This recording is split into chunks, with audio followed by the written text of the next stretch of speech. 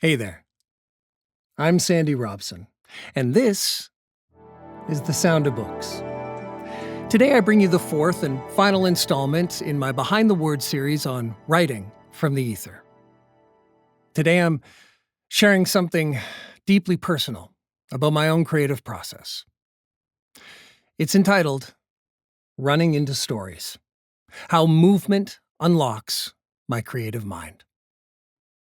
This is about how running became not just my path to sobriety, but the unexpected doorway to my best writing ideas.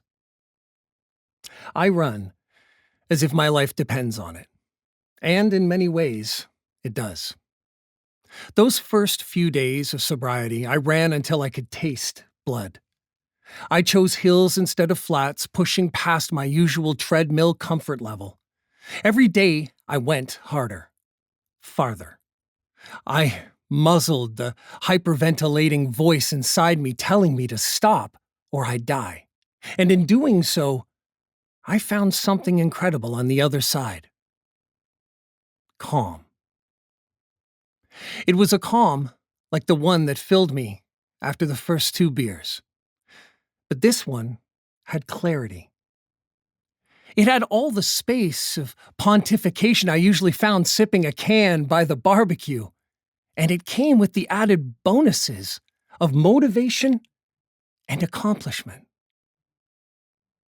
Every dip I took into this runner's high revealed a new side of myself, a new side of who I could be if I just pushed past my comfort level.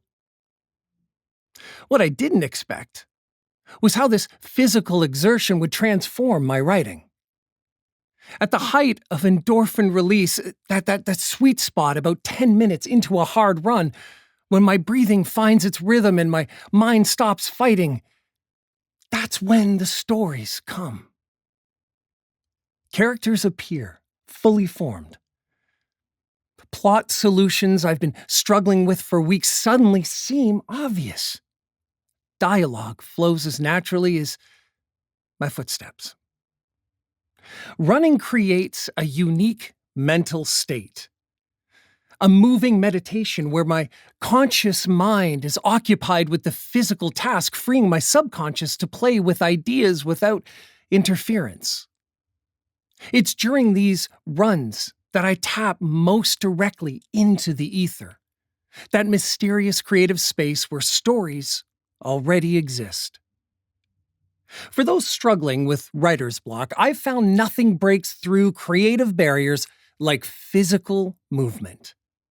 When I'm stuck on a plot or a character development, I don't sit there and just stare at that blank page. I lace up my running shoes and hit the trail or the treadmill. By the time I return sweaty and breathless, I usually have found the answer. This connection between physical exertion and creativity isn't just anecdotal. Research shows that aerobic exercise increases blood flow to the brain and stimulates the growth of new neurons. It literally changes our brain chemistry, boosting not just endorphins, but also dopamine, serotonin, norepinephrine, can't pronounce it, I'm dyslexic, all neurotransmitters that are linked to creative thinking. If you're feeling creatively stuck, just try this. Set aside your work and go for a 30-minute walk or run or whatever movement feels good to you. Don't bring your phone or listen to music. Just let your mind wander. Don't actively try to solve your creative problem.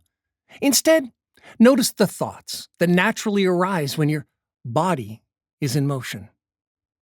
When you return to your desk, immediately write down any ideas that came to you without judging or editing.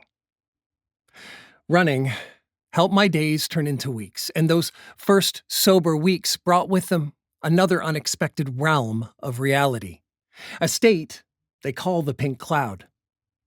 It is an absolute euphoria that swoops in with sobriety and is completely unrelated to running. It lightens your steps, puts rose-colored glasses on you, and celebrates your brain's freedom from the abuse of solvents. Between the runner's high and the pink cloud of sobriety, I found not just a healthier body, but a clearer channel to the stories waiting in the ether.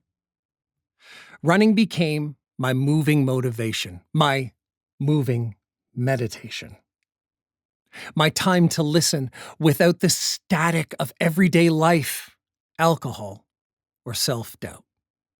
So, if you see me out there on the trails or sweating on the treadmill, looking determined and slightly out of breath, know that I'm not just exercising my body, I'm mining for stories. And the deeper I dig through physical exertion, the richer the creative veins I discover. Thank you for joining me today, and please remember, you are the reason I write. Your support means everything, and I hope this glimpse into my creative process inspires you to find your own path to the stories waiting for you and within you and in the ether. I'll see you soon.